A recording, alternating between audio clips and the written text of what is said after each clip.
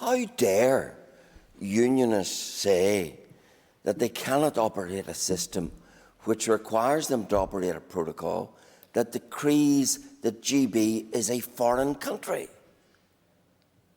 How dare unionists not accept the partitioning of the United Kingdom? How dare unionists say that colony-like they won't accept foreign laws over which they have no control and no input? And how dare unionists ever think of using the only leverage they have to force change on these issues? That is the arrogant, belligerent message that's coming across in this House. Who do you unionists think you are, that you should dare to stand up for what you believe in? And of course it's coming loudest and clearest from those who themselves, not for 1 year, not for 2 years, but for 3 years, brought government to a halt in this province until they got, through using their leverage, what they needed. But how dare unionists think themselves that they should dare to defend the union? Because this protocol is dismantling this union. That is why, of course, its greatest cheerleaders are Sinn Féin and their little helpers in this House. Yes? I thank the member for giving way, and I know there's many members in this House that don't want or aren't interested in the genuine economic concerns imposed by the protocol. But what about the independent experts who at a House of Lords committee just last week said that the supply chains of full implementation of the protocol would grind to a halt within 48 hours? What about the pharmaceutical companies that said they would have a huge problem in the supply of medicines to Northern Ireland? Are these not issues which affect all of our people?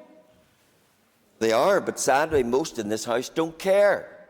They don't care that our farming industry is facing a crisis because 51% of our veterinary medicines from come the 31st of December won't be available. They don't care at the rise in steel prices. They don't care about the 30% extra in travel costs. They care only about the precious protocol because they see it delivering their all-island economy, which they see as a stepping stone.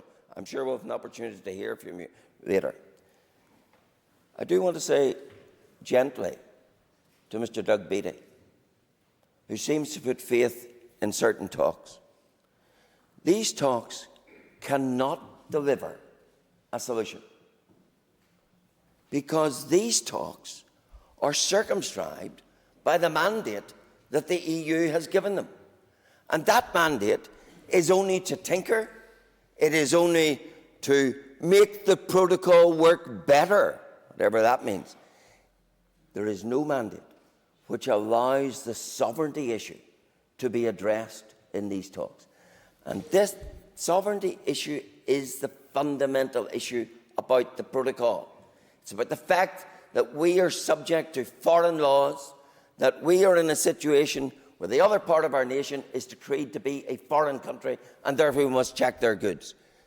Those issues are incapable of being addressed in these talks because the parameters of these talks do not extend to that.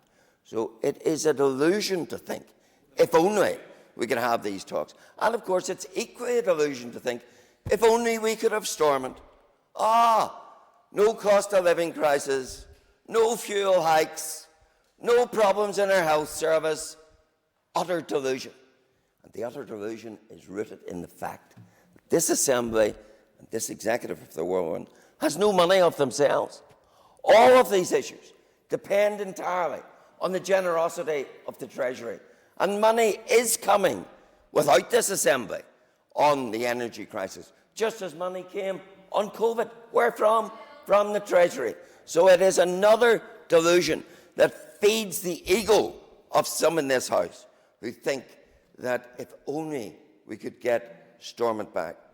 So those talks are not going to deliver. Let me say to the Secretary of State, You can call an election. Bring it on, Secretary of State. I'll be there to try and stiffen the resolve to make sure that unionism does not roll over. Voting for strength, not weakness. But let's be very, very clear, Secretary of State. Your first priority should not be about trying to bludgeon unionists into submission on the protocol. Your first priority, Secretary of State, should be about defending the sovereignty, recovering the sovereignty that was ill-gotten by the EU over the very place of which you are the Secretary of State. If you're the Secretary of State for Northern Ireland, then you should be making sure, as a Conservative and Unionist, that the Union rules in Northern Ireland, the member not draws, the EU. The member draws remarks to a close, please. Secretary of State, and you are failing miserably in that challenge. I finish with this. No surrender is not just an historic slogan. It's a present-day necessity in opposing this union dismantling protocol. Jerry Carroll. Wow. Thank you, Mr. Acting Speaker. It was once famously written